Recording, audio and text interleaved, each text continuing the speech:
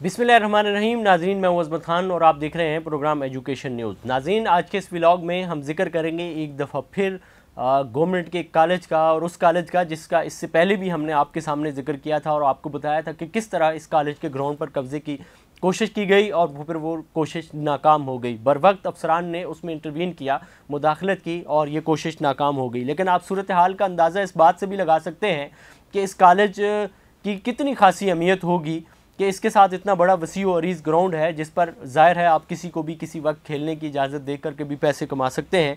और अब सूरत हाल इस तरह से यहाँ पे वाज़े होती है कि अब गवर्नमेंट जना कॉलेज नाज़माबाद में ग्राउंड का मामला ख़त्म हुआ सो हुआ, और उस पर भी जो इंक्वायरी हुई और उन लोगों को जिनके नाम उसमें शामिल थे उनके ख़िलाफ़ कोई कार्रवाई नहीं हुई।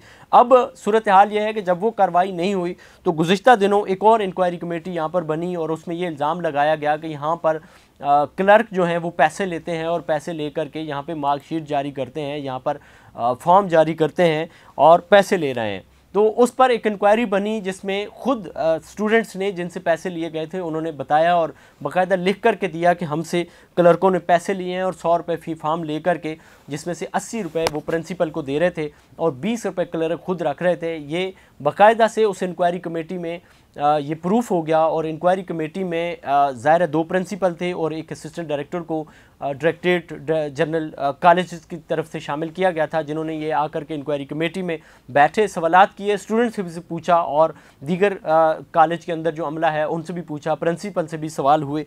तो उसमें ये बात साबित हो गई कि यहाँ पर क्लर्क जो हैं वो स्टूडेंट से 100 रुपया लेते हैं और 100 रुपया तो ज़ाहिर फॉर्म की मद में लेते हैं, दीगर चीज़ों की मद में भी पैसे ले रहे हैं।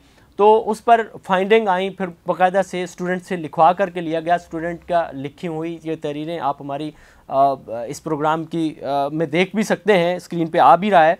तो उस इंक्वायरी में फ़ीसेस का लेना ये साबित हो गया। अब चूँकि गवर्नमेंट सिंध की तरफ से किसी भी सरकारी कॉलेज में किसी भी किस्म की कोई फ़ीस लेना उसकी इजाज़त नहीं है, लेकिन यहाँ पर उन असिस्टेंट डायरेक्टर ने और 2 प्रिंसिपल ने जो रिपोर्ट बनाई उस रिपोर्ट में भी यूँ लगा कि जैसे सारा मलबा उठा करके क्लर्कों पर डालने की कोशिश की गई। लेकिन फिर भी उस कमेटी की फाइंडिंग जो थी वो ये थी कि यहाँ पर एक मुनासिब किस्म के एक टीचर मौजूद हैं, उनको यहाँ पर प्रिंसिपल बना दिया जाए कि वो एक ख़ास ज़हनी उनका जहन ऐसा है कि वो रिश्वत को बहुत ही गलत समझते हैं कि वो उस कॉलेज को सही सिमत पर लेकर जा सकते हैं। ये रिकमेंडेशन थी उस कमेटी की जो ज़ाहिर है ऊपर बैठे हुए अफसरान को, डीजी कॉलेजेस को और आरडी कॉलेजेस को पसंद नहीं आई और उन्होंने इस रिपोर्ट को दबा लिया गया है। ये दूसरी रिपोर्ट है इंक्वायरी जिसको आरडी ऑफिस में दबा लिया गया है और निसार अहमद दायो साहब जो हैं उस वक्त भी प्रिंसिपल थे और अब भी प्रिंसिपल हैं, जिनकी मौजूदगी में इस वक्त ईद से 4 रोज़ कबल की बात है कि हम खुद भी बहुत सारी चीज़ों के ऐनी शाहिद हैं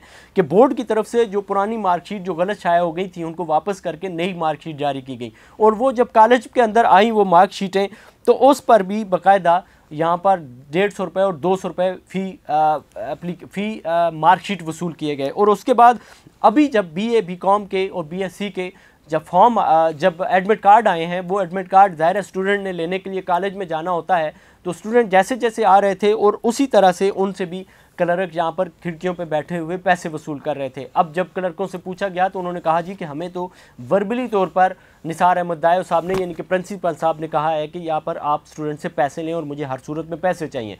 अब जब क्लर्कों के बीच में ये बात आई कि भाई ये पैसे तो कल को जब ये फंसेंगे तो हमें आगे कर देंगे, अब ये वाले जो पैसे थे ये ज़ाहिर है इसमें बैंक मैनेजर को भी इन्वॉल्व किया गया था कि आपको हम ज़ायद पैसे ये पर दिलवा रहे हैं और आपने ये वाले पैसे हमें वापस करने हैं। तो वो कोई ना कोई कानूनी रास्ता निकाल करके इनको वो पैसे वापस करते थे। तो इस वक्त भी स्टिल जब हम ये प्रोग्राम कर रहे हैं, आज छुट्टी का रोज़ है, कल कॉलेज फिर खुलेगा और स्टूडेंट से ये पैसे लेने का अमल बदस्तूर जारी है। अब निसार अहमद दायो के ख़िलाफ़ अगर पहले ही मामले में कार्रवाई हो जाती या दूसरे मामले में कार्रवाई हो जाती तो ये नौबत आज ना आती कि वो इस वक्त भी स्टूडेंट से पैसे लेते। अब सूरत हाल ये है कि इसको कौन कंट्रोल करेगा? आरडी कंट्रोल करेगा और आरडी के पास तो 2 इंक्वायरियाँ पहले से मौजूद हैं, वो तो इसे कंट्रोल नहीं कर रहे। अब आरडी साहब जो हैं वो खुद ही डीजी भी हैं और डीजी होते हुए उन्होंने गुज़िश्ता दिनों एक और आरडी को जो उनके ही हम मनसब था उसको एक और रीजन का चार्ज दे दिया, जबकि उनके पास चार्ज पहले से मौजूद था। तो इन्होंने कहा कि जब मैं 2 सीटों पर बैठ करके 2 चार्ज रिज्यूम करके काम कर सकता हूं तो क्यों ना मैं किसी और आरडी को भी 2 चार्ज दे दूं ताकि वो भी काम करे। और वो काम कैसा होता है ये आपको भी अंदाज़ा है क्योंकि एक ही अफसर 2 वक्त पर कैसे काम कर सकता है। ज़ाहिर है 2 सीटों से सिलसिले आने की उम्मीद होती है, जब भी तो वो 2 सीटों पर बैठने के ख्वाहिशमंद होते हैं, वरना इस दौर में इंसान एक भी जॉब अपनी मुकम्मल दयानतदारी से पूरी नहीं कर सकता। तो ये कैसे मुमकिन है कि आप कराची के 350 कॉलेज को भी चलाएं और फिर पूरे सिंध के सारे कॉलेजेस के डायरेक्टर जनरल के तौर पर भी उनको भी संभालें? ऐसा कहाँ मुमकिन हो सकता है। एक तरफ खुद आप आरडी हैं जो जेन्युइन तौर पर, दूसरा लुक आफ्टर का चार्ज है, और ख़ुद ही आरडी होते हुए खुद ही दूसरे आरडी को कैसे तैनात कर किया जा सकता है। हमने उनसे सवाल किया था तो उन्होंने हमें बताया था कि भाई ये इस सूरत में मुमकिन है कि मैंने उनको day by day work assign किया हुआ है। खैर एक तवील बहस है, इस पर फिर बात की जा सकेगी और फिर बात करेंगे भी इस पर। लेकिन अब सूरत हाल ये है कि जनाब गवर्नमेंट कॉलेज नाज़िमाबाद जो है मैट्रिक बोर्ड के बिल्कुल करीब में, इस कॉलेज के अंदर ये जो करप्शन हो रही है इसको कौन रोकेगा? इस पर दोबारा इंक्वायरी कमेटी बनेगी या पहले ही इंक्वायरी कमेटी पर प्रिंसिपल साहब को हटाया जाएगा? इस पर आने वाले वक्त में ज़रूर हम आपको आगाह करेंगे कि अपडेट्स क्या है। फिल वक्त यही अपडेट थी जो हमने आपके सामने शेयर की हैं।